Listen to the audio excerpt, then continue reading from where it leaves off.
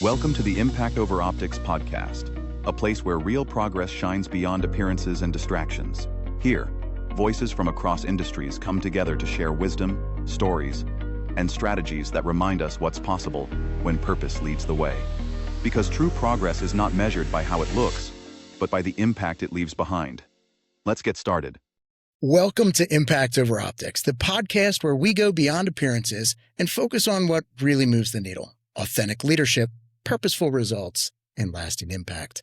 I'm your host, Jon Detweiler, and I'm joined with Jim Viscusi and Dave Dieffenbach. Today, we're introducing a topic around creating and managing authentic connections in our work and our lives, because we rarely do work alone, right? Everything we do in community.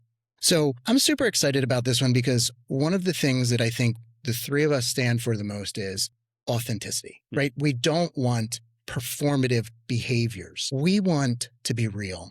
And I think when we talk about how authenticity touches us, our interactions, it shows a side of us that is intended to be part of community. We don't share authenticity to sit in a corner by ourselves, unless you want to be authentic with yourself. But the reality is we share authenticity, which is important, but we share authenticity to be part of community. You guys have done a really nice job putting together some of the content for this one. So how about we get started? Who wants to kick it off? Well, I want to start with framing, just because we're going to do this over a couple months. And I was reading a book recently by a gentleman named David Burkus called Friend of a Friend, of a Friend of a Friend of a Friend. It's sort of repetitive, but he's talking about the value of making connections. And there's a concept in there I think is really important called multiplexity, because we're going to have pick words like authenticity and multiplexity. But the idea that the most powerful relationships we have are the ones that either start as work or become friends, and start as friends and then become work. And the more connections you have, the more types of interactions you have with a person, the better you are with work. And also your friendships can be stronger if you work together. So this month, we're talking more about authentic connections as a tool for being successful at work. Next month, we're going to dig more into the importance of friendships for self-care. But I'll start off with the first question. Maybe if we go back to work, thinking back to a time at work when you felt unusually energized by a relationship. Do you remember an experience like that? And what was happening that made you feel different? I can start that one off because I've had a long career, as we've talked about, working at Oracle, and I have had many different roles within the same team. And at one point I was given the opportunity to build a team. And the first time I had to go out and hire one of my employees, the first person I went to was a person I had a deep connected relationship with at another division within the company. And I just knew I wanted that person to be on my team because I knew the relationship that we had was going to make us so effective together. And we actually built that team out to several people over time. And each time when we brought somebody in, even if we didn't know them, the relationship that we originally had, the first 2 or 3 people who came in, set the tone for those other people to come in and have that deep, authentic connections. We would do our stand-ups in the morning, and it was half, okay, yeah, who's got the next Jira? And half, hey, how's your kid? How was their game yesterday? What's going on with you? Are you okay? That connection made it so much easier for us to have a trust relationship. Within that trust relationship, we were just amazingly effective as a small team producing big output. That's incredible. For me, and again, you guys know I'm a paramedic. I've cut my teeth in EMS. The special partner, the one that you get really close to, a guy by the name of Sean Morgan. Sean and I worked together, oh my word, for probably collectively close to 15 years. And Sean and I had a really unique relationship in that when we first started, we were coworkers. And then after that relationship, he had taken a job as a boss, hired me to work with him. Different dynamic, but still very close. We went back to being coworkers at another place. And then I became a boss and hired him to come and work for me.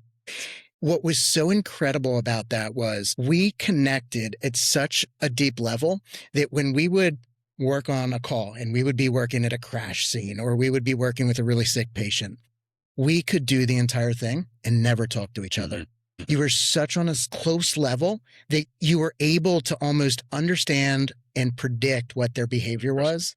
And it was one of those connections that at the end of the day, as a paramedic, my success is measured in the patient outcomes. How was I able to change people's lives literally on their worst day?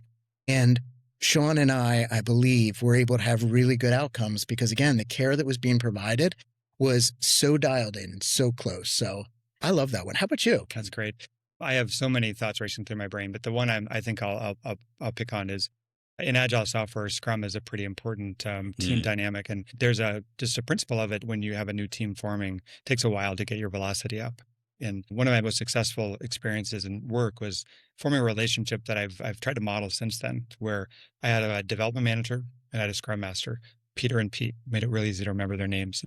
But we formed this triangle that we were in a complex, rather bureaucratic environment, and whenever something happened where one of us wasn't in the room, it was as if all three of us were in the room because we formed that strong connection. So we respected each other. It took a while to build up over time, but that type of a connection at work is something I always seek now. The one that says, I don't need to be everywhere, but if I have a friendship, a partnership, a collaboration with two people that I trust, and we all have different roles, if two of them get locked in a room, and truly happened with a senior leader who wanted to change our roadmap, they called me, right? You need to be here.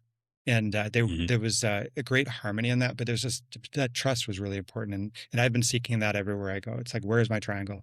And you said something I think that's important to pull on, harmony, right? And how when you have that relationship with a close team, that's what it is. It's that harmony that you find that really just empowers that relationship to be that much more effective. I love the word harmony. I think that that's a great way to look at that level of a I relationship. feel like you need to sing a few chords now.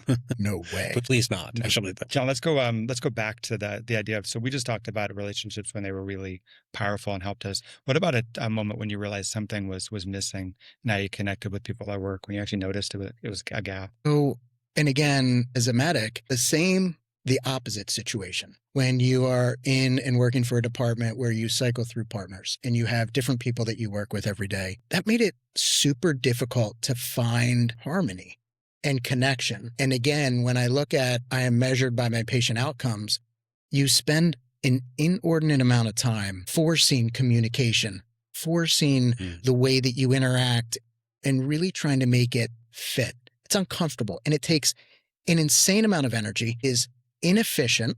And at the end of the day, you don't walk away with that warm feeling like there was something really there that made sense. So let me pull on that a little bit, because you said it, how did you know? What did it feel like when you have disconnection? Could you describe what it looked and felt like to you? I think the first feeling that I would sort of relate to that is frustration, because again, we had experienced it. I had Sean, and it was easy to be that close and that connected. So I think the initial feeling was frustration. Where is my connection with my partner today? And then beyond the frustration, it felt empty, right? It didn't feel connected. So I think those were my two sort of feelings around that, is frustration followed by just an emptiness. Something is missing. Does that? I love it. That's awesome to put the word connected next to the word empty, because you're pulling against each other to say, when we're connected, we're full. And when we're disconnected, there's a sense of emptiness or something that's missing. I think it's only natural. We're all connected. We need to stay connected. Yeah. I like that. So when you talk about harmony and trust and connected, and there were times when I moved from team to team and I would leave that environment that I had built and I went to a new team, one time as an individual contributor and one time as a leader. And each time when you walk in, the thing that was so hard to deal with because you didn't have that trust, harmony does not mean an absence of conflict. There were always conflicts, even though you were well connected. You sometimes had a different opinion. You had to come to things. When I wasn't in harmony with a particular team, or we hadn't gone through the norming, forming sort of thing, it just felt like there was that additional level of stress over top of, not only do I have to have this conflict with this person and we need to resolve it, but I don't feel comfortable that the way we need to talk about this is going to help our relationship and help the team improve over time. And that became something I think I want to talk about with you guys, is like, how did you build that trust when you're in that department where you're moving over time, when you're in that group that you're going to be working together for a long time on a project? There had to be strategies. There had to be things. You can't just live in that stress over time, because if you do, you just burn out. So I don't know, Dave, do you have a time when you were in a team and you were trying to build a trust relationship and build that harmony? Yeah, I think for right or wrong, I've had to do this quite a bit in my career, because I've changed roles a lot. When I worked at this large diagnostic company, changed jobs every 2 years. And some of it was intentional. Sometimes it was, I want to go where my friends are. Sure. But other times it was me just, hey, this is a new challenge. And one specific time I'm remembering it's actually the example I brought up before. really required us to spend a lot of time one-on-one. In a prior podcast, I talk about poaching people in the hallways. What I find is that informal time that you make with people to really get to know each other. I have an example even from this week where I called out someone I was out of harmony with, and I reached out and I said, "Tell me what happened there. Where'd that energy come from?" Because that person brought so much energy to the conversation. We had to take a sidebar, and I want to believe each one of those little moments where you just slow down, take a person aside, and informally just connect with them rather than do it in public in the team. It builds that harmony, at least between the two of you, or starts to build harmony between the two of you. Because one, they learn that you're not going to call them out in front of a group, but also hopefully they're learning that my intent is to grow together, to solve a problem. I'm not trying to steamroll. I'm not trying to be authoritarian. But yeah, that's essentially what I've done. Most of my career has been those informal connections. And I want to bring that one back to you, Jim, because it's a similar question. And you can answer your first question too, but the second part's related to the fact that you've had this peer that you've gone with and you've worked with. When someone new comes in, how do they feel like they're part of the team? Right. That's a great question. And it's funny, in that particular team, when that gentleman and I came on board, we actually wound up, I won't say it, poaching a team from another company. So there were 4 people in that group who all of a sudden, because of a strategic shift in that organization, had to leave that particular company and were looking for new roles. We wound up bringing them into our shop. They already had that trust relationship. So as we brought in the first guy, he's like, "Oh, by the way, there's like 3 more awesome people over here, and we should grab all of them and bring them in." I will say, part of it, we were just lucky because the first person we brought in immediately got it. The energy was right. They came in, they saw what was happening between the two. It was like, "Well, I really like this." And I like this enough that I want to bring my friends over here too, because not only do I trust them, I think they will learn and grow and trust you. But that's the good example. The counter example is when I came into an organization and I was the new leader in a new technology area that I was not as adept with, I had to be super vulnerable with that group. I had to walk in and say, "I don't know what you know, and yet I am the leader here. I need to, essentially, I need to trust you first. I need to trust you that you're going to give me good information. I need to trust you that I'm going to listen and make sound decisions based on what you are telling me." That opportunity actually allowed them to build trust in me because they realized I was not going to be the leader who was just going to say, "My way or the highway," even though you're the expert. It was, "You teach me, we'll grow together, and then we will come up along the way." I'm sorry, guys. I'm literally stuck in reflection about like how I've had relationships that have evolved over time and how things like harmony and trust and transparency played into all of those things. My mind is just spinning with the relationships over time that I've had. I've worked in the same industry for 30 years. So doing the work, I've done the same work for a very long time, and it's an interesting thing. So sorry, sometimes I get lost in just the memory. That's all right, but I'll make you talk a little bit more. Those relationships, how have they changed over time? Have you noticed a change? Oh, yeah. And it's funny because you guys are both 2 good examples of friendships that started as work relationships. And I met both of you through work engagements. And now we don't have any of those work engagements outside of the consulting work we do together. It's much more of a friendship. So when we get the opportunity to be together like we are today, it's so much more important to me because we're not getting together to just do a project. We're getting together to break bread and have dinner together and talk and share our lives. So I think as you consider relationships maturing, that's one of the things you see is it's no longer talking about things. It's talking about feelings and connecting at an emotional level. And not all authentic work relationships translate into that. Some of those authentic relationships are trust focused and they are outcome driven. I'm not saying that they all have to end up with that emotional connection, but one of the things I do love about true authentic connections is over time, much like a good wine, they mellow, right? They get closer and you have a better touch with them. So I think when I look at the change, that's what it is. It's that evolution, that maturity in the relationship. Yeah, almost like an overlay to the relationship, right? You have that work relationship where you're going on and on with this person.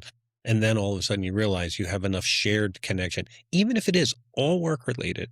But if you trust each other within that work context and you have a conflict or somebody has a question about it, the first thing they're not going to do is come in and say, what are you thinking? It's what were you thinking? And just that change in tone and voice comes from that relationship being completely different. Yeah, I love it. How about you? So before we joined this or started to record here, I was telling a story about a friend of mine who was my boss first. I'll never forget the day that Brad tried to friend me on Facebook. And it was at the point where I was like, oh, hell no, we have boundaries here. You're my boss. But over time, as he and I started to get to know each other better, I flipped the label. He was no longer boss. He was actually friend. And we did some work trips, European trips and other things where I got to witness him with a different lens and watched the miracle of how he interacted with clients, watched him observe what veterinary practice was doing and come up with ideas of just witnessing it and witnessing it from a perspective of respect and friendship. I don't think I would have seen it if I was thinking of him as my boss because I was trying to perform for him. The moment we had that label switch. So I think that evolution for me has been so healthy where I don't do well under authoritarian regimes. I do so much better when I'm collaborating with people. And when someone is leaning more towards this multiplexity, like I was saying, we have multiple times we did ridiculous things together after hours, right? We went and saw Jerry Springer, the musical, when we were in London. How do you ever get frustrated with someone at work again after you have that ridiculous experience together? But suddenly you started to have a different level of just a different lens. And I've had more friendships evolve like that. And once they do, you don't even notice it, but that subtle change where suddenly you're just respecting the work they do. You're not questioning it. You really said a key word there when you perform, right? And it was probably the word you were going to jump on too. Absolutely. As soon as you said that word perform, I was like, right, I'm not working anymore for that work product only sort of thing. I'm not working to make that thing with my boss. And I bet that made you more comfortable with being more vulnerable with him too, which probably improved the whole project. Yeah, it's hard to imagine how that experience would have been if we hadn't at that point. I'm sure at one point I did accept him as a Facebook friend, but if I hadn't actually gotten over that, right, and realized that there was a value in this person as an individual outside of a pure work, it just changed. I'm sure the products we created were better together because of that. Yeah, I do like the intentionality behind building that friendship through some of those additional social layers. Some of my authentic relationships that I've ended up forging over time did not necessarily come from that. And depending on the field that you work in, depending on your exposure in life, sometimes it's trauma that brings people close, right? You've spoken about 2025. It was a really tough year. Yeah. And I feel like sometimes it's those moments that drive us even closer together. It pulls us in and you begin to feel the humanity in that person. And again, it deepens that real, authentic connection. So can I nerd out on another book I read? David Brooks wrote a book called How to Know a Person. And it's full of all kinds of gems. When I read books, I dog ear every other page. And then I go back and say, why the hell did I dog ear that page? But 4 things you need for a friendship. One is proximity. One is repeated interactions. One is shared purpose. And then one is shared vulnerability. And I would say that 4th one doesn't happen at work very often. You often have the proximity, repeated interactions, and shared purpose. But that shared vulnerability is, I think, what you're getting to. It's if you have all 4 of those, you're more likely to form strong friendships. And I think in the work you're talking about when you're dealing with trauma, you're doing all 4 of those regularly. And it's unpredictable. Those repeated interactions are oftentimes unplanned. You're just running into each other, or you're doing things. They form that natural harmony. I love that. So how do we want to begin to wind this down? Because again, this topic, we could literally, the 3 of us could sit around and talk about this for hours. Yeah. Let's ask the closing question that I want to ask anyways. And I'll start with you, Jim. If you met your younger professional self, what would you tell them about relationships at work? So my 20-something self, who was all full of what his thoughts on professional behavior was, had a lot of boundaries in place. I think I would have said, just lighten up a little bit more. Look for those connections to occur. Encourage them, have behaviors, and be vulnerable by being the person to open up first in those. The worst that's going to happen to you is you might look a little silly. That person might come back to you and say, I don't really want that. And that's okay. Move on to the next one. Because I remember my first 5 or 6 years, I was all about literally, I did go to work in a suit and a tie for like the first 10 years of my career. And that changes your attitude, your affect when you come into place. As we got more casual at work, as I got more comfortable in the role, I was more comfortable with being vulnerable. I wish I had learned that sooner. That's great. And mine is actually the complete opposite. Rather than saying I would lighten up a little bit, I think if I went back and talked to my younger self, I would say, don't be a reckless individual when it comes to relationships. And again, in work, I think I took a lot of things for granted. I did things that were reckless with people in relationships. I think if I got a chance to go back and talk to my 20-year-old self, I'd be like, take care of them. Those are important things. Nurture them, grow them. Don't be reckless with them. Don't treat them like they are some type of commodity or disposable asset. They are living things. It is a relationship that you should dedicate the energy and love to, that ultimately it's meant to be. I would tell my younger self to live in the multiplexity, right? But most importantly, just remember that most of us are working at least a third of our hours we're at work, right? And in that point, Jim, you made about being vulnerable, putting the effort into getting to know people and creating connections is such an important part of, because otherwise you're spending 8 hours a day at just a stale office environment where you don't actually get to feel the energy of other people. And I'd say maximize it. Enjoy the multiplexity. Try to create more than just a work relationship if you can. All right, guys, this has been super exciting. I'm really excited about how this is going to look over the coming months as we continue this discussion about relationships and how we interact with others. So thank you again to both of you for joining us on the Impact Over Optics podcast. My name is Jon Detweiler, and remember, authentic change always outlasts appearance. Until next time, lead with purpose and leave a real mark. Thanks again for joining us on the Impact Over Optics podcast. We hope today's insights sparked fresh ideas and reminded you of the power of purpose-driven work. Please share this episode with others who believe in real change, and join us again as we continue to look beyond appearances and focus on the impact that truly lasts.